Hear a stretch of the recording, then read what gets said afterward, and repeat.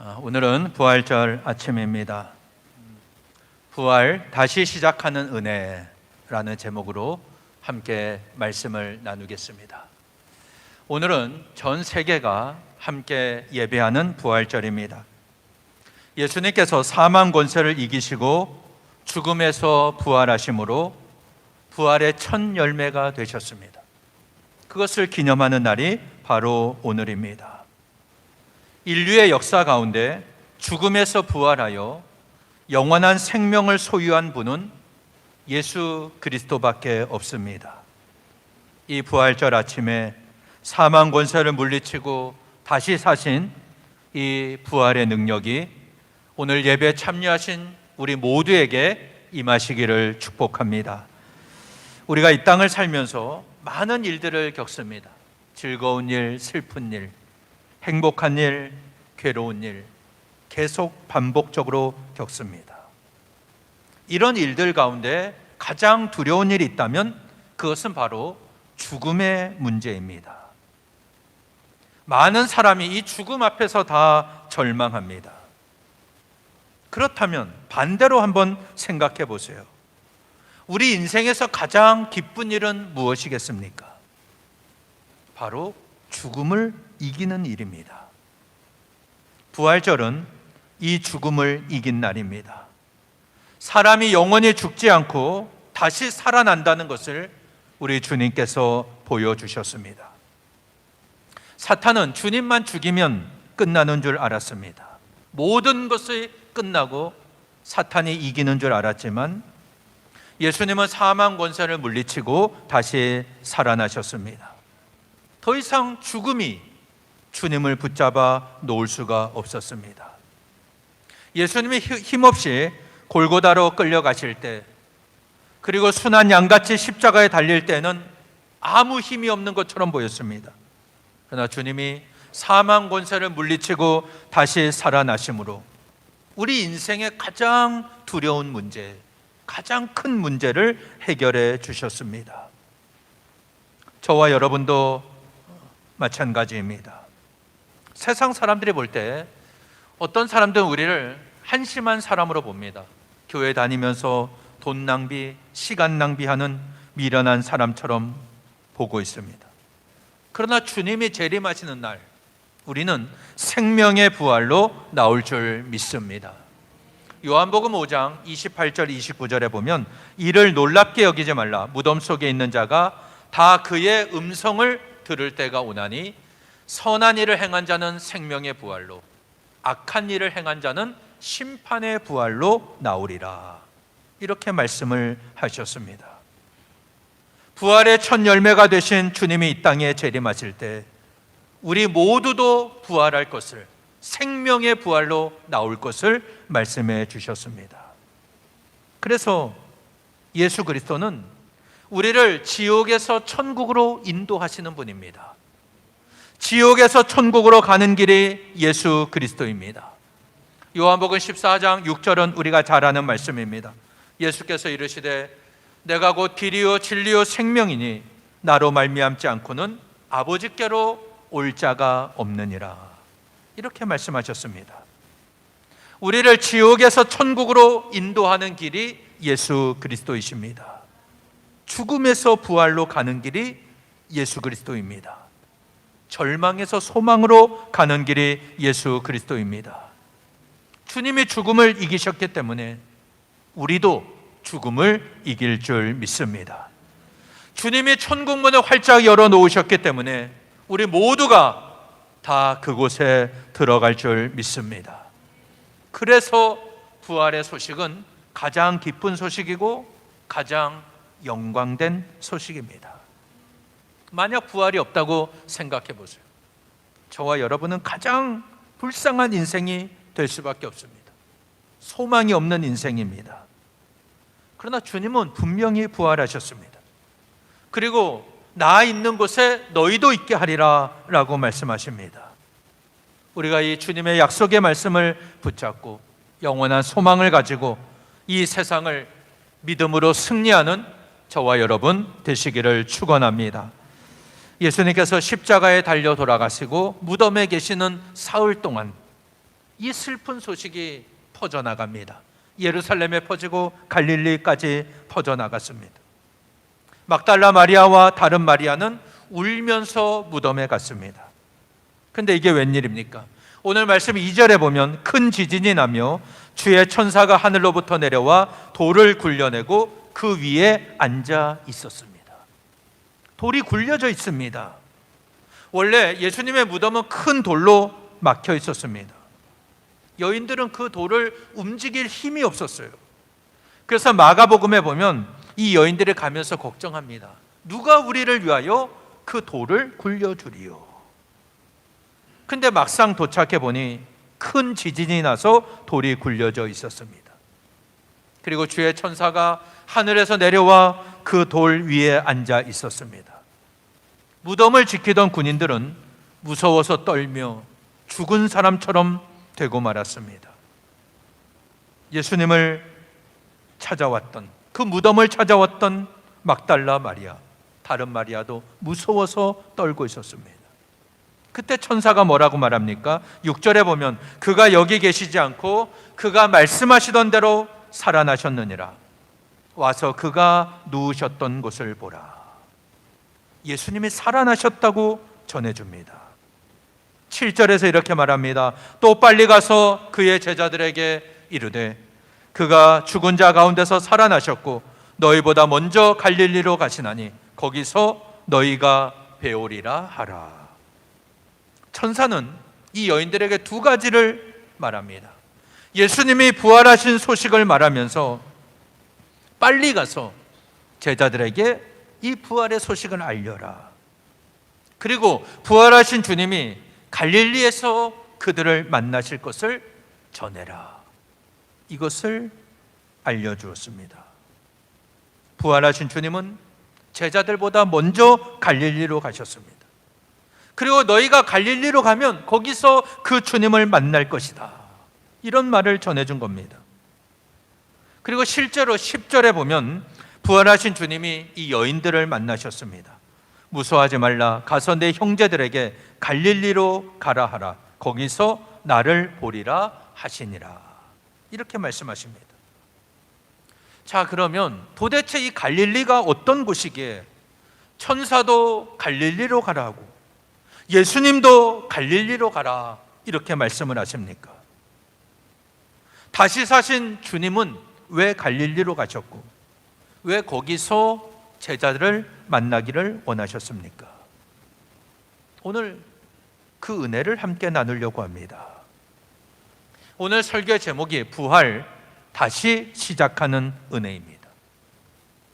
부활은 말 그대로 죽었다가 다시 살아나는 것입니다. 죽었다가 살아나는 것만큼 극적인 것이 없습니다. 지금 현대의학이 아무리 발달했다 할지라도 죽은 사람을 다시 살리지는 못합니다. 이것은 죽음의 문제는 우리 인간의 힘으로 해결되는 게 아니라는 의미입니다. 사람이 죽고 사는 것은 하나님께 속한 문제입니다. 그래서 인간의 생사 화복을 주관하시는 분은 하나님이십니다. 그 하나님께서 죄와 허물로 죽었던 우리를 다시 살리셨습니다. 그렇다면 여기에는 분명한 목적이 담겨 있습니다. 주님이 그냥 아무 의미 없이 너희가 이 세상에서 몇 년 더 살다가 천국에 와라, 그런 의미로 우리에게 부활을 주신 게 아닙니다. 하나님 나라에 빈자리가 많아서 우리에게 부활의 소망을 주신 것도 아닙니다. 하나님께서 우리에게 부활의 소망을 주신 이유가 무엇입니까? 우리에게 사명을 다시 한번 불러일으키시기 위함입니다. 우리를 사명의 자리로 다시 초청하기 위하여 우리에게 이 부활의 은혜를 주시는 겁니다. 우리 교회 표어가 다시 시작하는 은혜입니다. 올해 2021년 하나님은 죄로 가득했던 이 세상을 홍수로 심판하셨습니다. 노아와 그의 가족들 그리고 방주에 탔던 짐승들은 하나님의 은혜를 입었습니다. 하나님의 심판이 끝난 뒤 하나님은 노아에게 방주에서 나와 땅에서 생육하고 땅에서 번성하라 말씀하셨습니다. 이 세상의 모든 죄를 심판하신 하나님은 노아를 통해 다시 시작하는 은혜를 주셨습니다. 오늘 우리는 코로나로 인해서 많은 고통을 겪고 있습니다. 이때 가만히 앉아서 시간이 지나기만 기다려서는 안 됩니다. 노아는 방주 안에 있을 때 까마귀를 내보냅니다. 비둘기를 내보냅니다.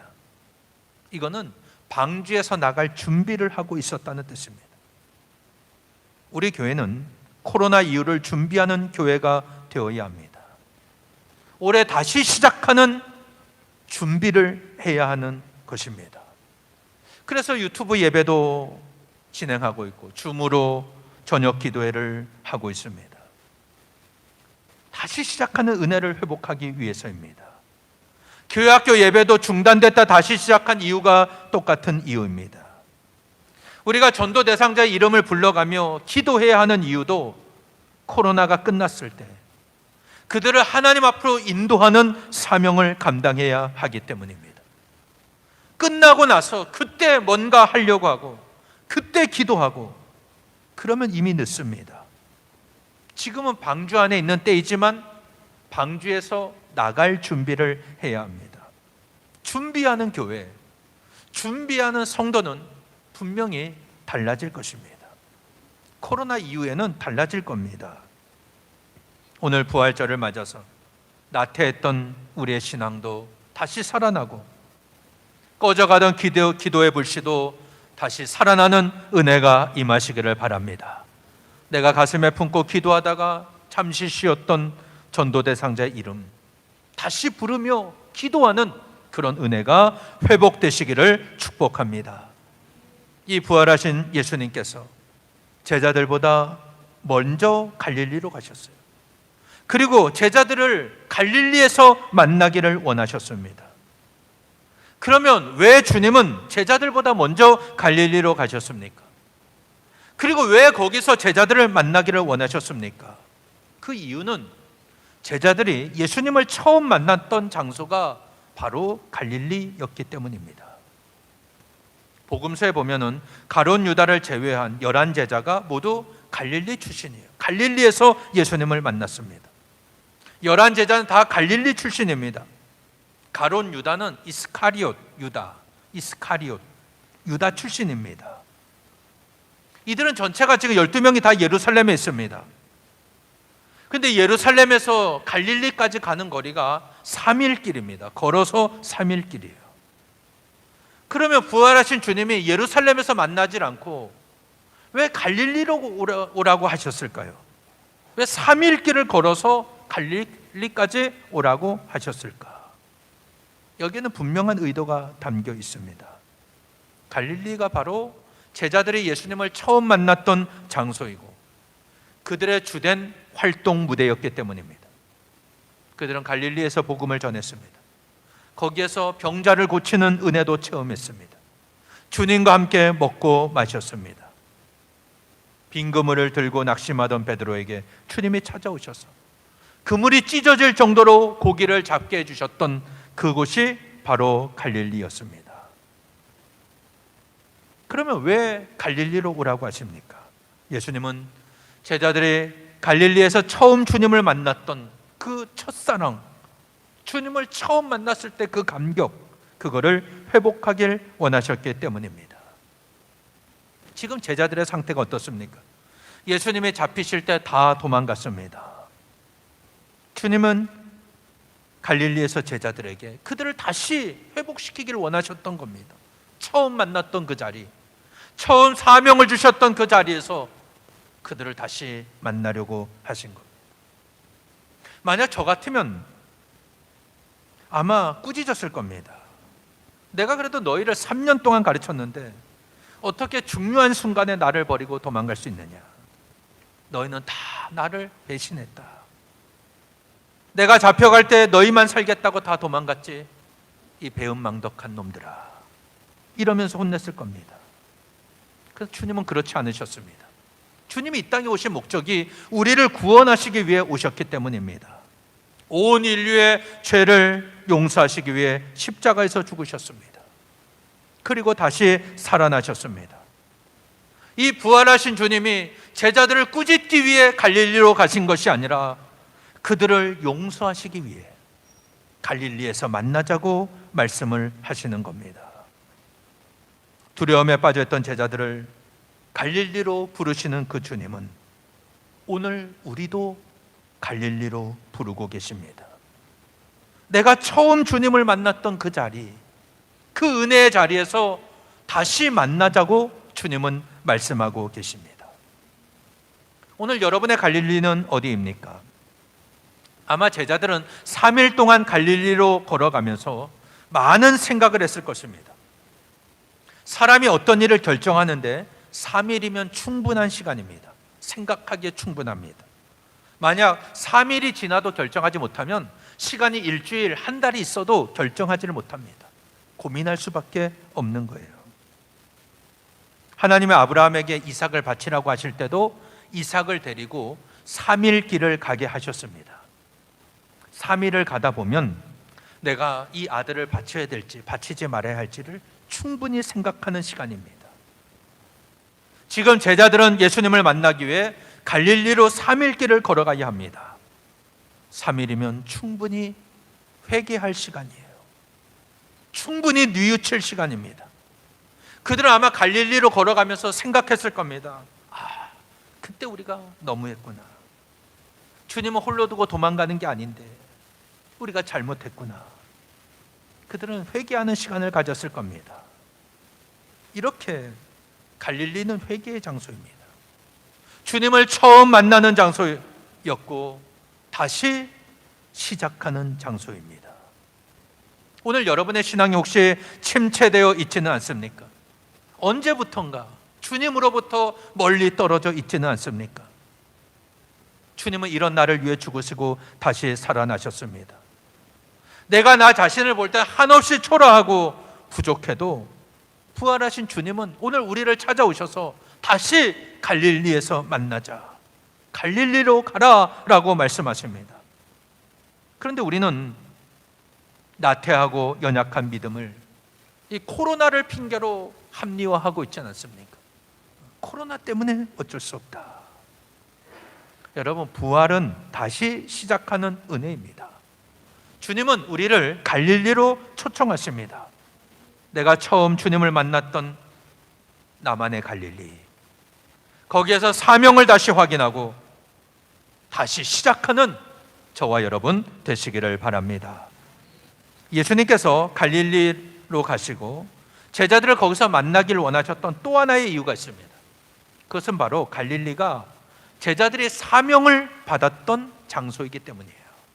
거기서 사명을 받았던 겁니다. 주님께서 베드로에게 내가 너로 사람을 낚는 어부가 되게 하리라 전도자의 사명을 주셨던 곳이 갈릴리 바닷가였습니다.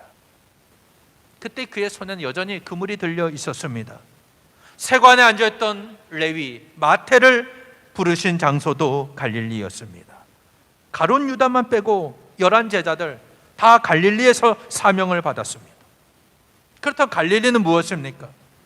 오늘 식어진 내 사명을 다시 깨우는 곳입니다. 오늘 여러분의 사명은 무엇입니까? 어떤 분은 섬기는 사명, 기도의 사명, 가르치는 사명, 복음을 전하는 사명, 구제의 사명, 여러 가지 사명들이 있습니다. 근데 가장 중요한 사명이 있어요. 저는 우리 교회 모든 성도들이 예수 믿는 사명, 예배 드리는 사명, 이것으로 충만하시기를 바랍니다. 이게 기본이 되어 있어야 합니다. 신앙생활의 기본이에요. 이스라엘 백성들이 출애굽할 때 그들에게 주어진 사명이 뭡니까? 모세가 바로에게 끊임없이 요구했던 게 뭡니까? 우리가 광야로 나가서 우리 하나님께 예배하겠다는 겁니다. 이게 그들에게 주어진 사명이었습니다. 우리는 여기에 있을 수가 없다. 출애굽해서 광야에서 우리 하나님께 예배하겠다, 제사하겠다. 그래서 이스라엘 백성들은 그것 하나만 바라보고 목숨을 걸고 출애굽했습니다. 하나님의 백성들의 가장 중요한 사명이에요. 이거는 목사나 장로, 모든 직분자들 마찬가지입니다. 예수 잘 믿는 사명이 있어야 돼요. 그리고 예배 잘 드리는 사명이 있어야 됩니다. 이 가장 중요한 겁니다. 이것이 기본이 되어야 하나님께서 맡기신 일들을 온전히 감당할 수가 있는 겁니다. 그럼 오늘 여러분은 예수님을 잘 믿고 있습니까? 부활하신 주님이 오늘 나를 찾아오시고 주님이 주시는 부활의 능력으로 주님을 섬기며 기쁨으로 신앙생활을 하고 계십니까? 겉으로는 주님을 잘 믿는 것처럼 보입니다. 그러나 실제로는 주님과 상관없는 사람이 많이 있습니다. 주님은 인격적인 분입니다. 내 마음과 중심으로 주님을 사랑하고 주님과 교제할 때 주님은 기뻐하십니다. 우리가 부활의 주님을 내 삶의 왕으로 섬기고 주님의 뜻대로 순종할 때 부활의 능력이 우리에게 나타날 줄로 믿습니다. 우리에게 모든 성도들이 처음 신앙의 자리로 돌아가 예수님을 잘 믿는 은혜가 임하시기를 바랍니다. 우리가 믿음으로 예배할 때 우리 예배 가운데 하나님이 임재하시고 우리에게 놀라운 은혜로 채워주실 줄 믿습니다. 그래서 갈릴리는 제자들이 처음 사명을 받았던 자리입니다. 주님은 우리에게 은혜를 주시고 회복시키셔서 다시 사명의 자리로 부르십니다. 그러면 하나님이 나에게 주신 사명은 무엇입니까? 내가 일평생 주님을 위해 살겠습니다. 내가 주님을 위해 헌신하겠습니다. 결단했던 것은 무엇입니까? 부활의 주님을 만난 사람은 다시 그 열정을 회복합니다. 그래서 복음을 위해 헌신합니다. 그 복음을 전하는 삶을 살아갑니다.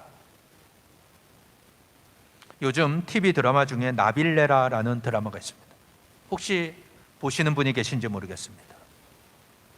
펜트하우스만 보지 말고 이런 드라마도 좀 보세요. 제가 드라마의 내용은 잘 알지 못합니다. 근데 잠깐 봤어요. 잠깐 봤는데 이 70세의 할아버지가 발레리노의 꿈을 가지고 포기하지 않습니다. 연습합니다. 도전하는 내용이에요. 처음에는 부인도 반대합니다. 자녀들도 뭐 극심하게 반대해요. 한번 생각해 보세요. 70세 된 노인이 그 발레복을 입고 막 발레 연습한다고 생각해 보세요. 얼마나 좀 주책이라고 생각되지 않겠어요? 근데 그 사람은 어렸을 때부터 그 꿈이 있었던 겁니다. 그걸 포기할 수가 없는 거예요. 70이 됐는데도 그걸 놓칠 수가 없었던 겁니다. 잠깐 본 내용이지만 저는 이것을 보면서 나에게 포기할 수 없는 꿈은 무엇인가? 이걸 생각해 봤습니다. 포기할 수 없는 꿈. 내가 나이가 70이 돼도 내 가슴을 뛰게 하고 내가 하지 않으면 견딜 수 없는 그런 사명은 무엇입니까?